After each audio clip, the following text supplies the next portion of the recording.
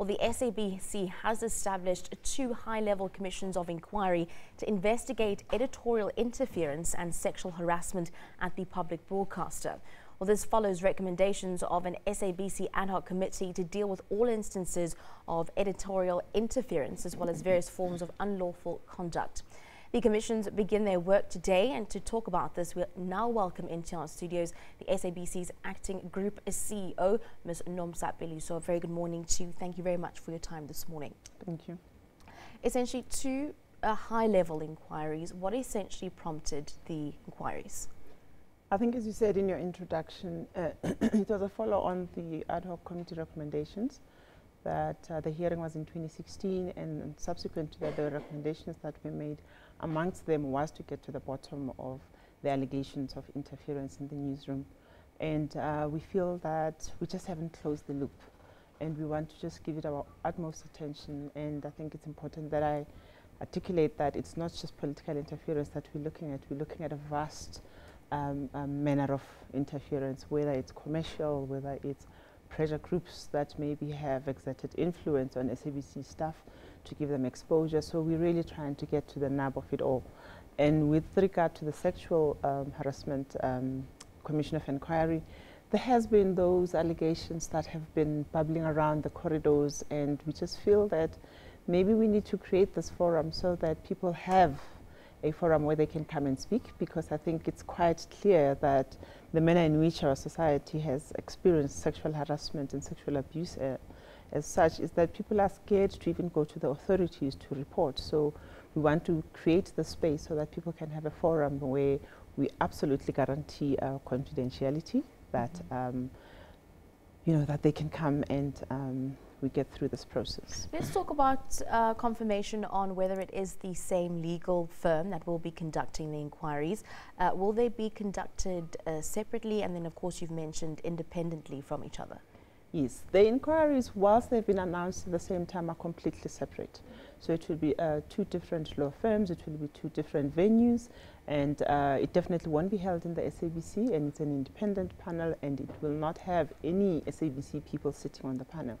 So on the news inquiry one, we have got Dr. Joe Tlolwe, who's going to be the chairperson, assisted by the legal firm. And on the sexual harassment one, we're just finalizing some details with some retired judges.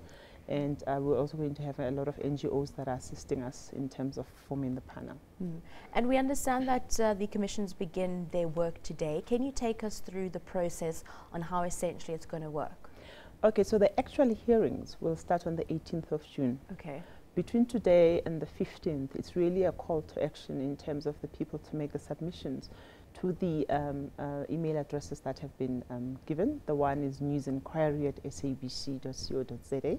The other one is sex and personal fave, one word, at sabc.co.za. But we will be also publishing them on our screen so that people can have those. So for 15 days, we will then scope this to see exactly what the submissions are, and then we will then allocate slots for the people to come and make their presentations.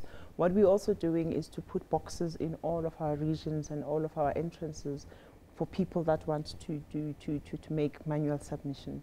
Whilst we would not prefer anonymity in the sense that we want to be able to test the allegations, we do recognize that some people would like to say things but not be seen, and we will see how we deal with those as and when they come through.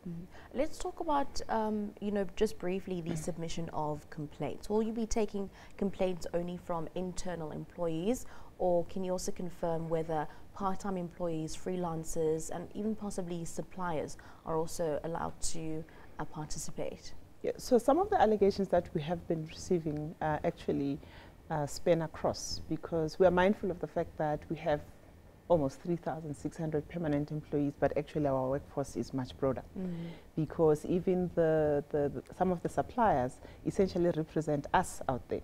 So it will not be possible for us to just limit it to internal sales SABC staff, but we do want to appeal to everybody that has had an experience with the SABC of any shape or form to come forth. so that we can once and for all deal with this. You know, just touching on the note of editorial interference, are you still receiving, is the SABC still receiving complaints even after the SABC 8 protests?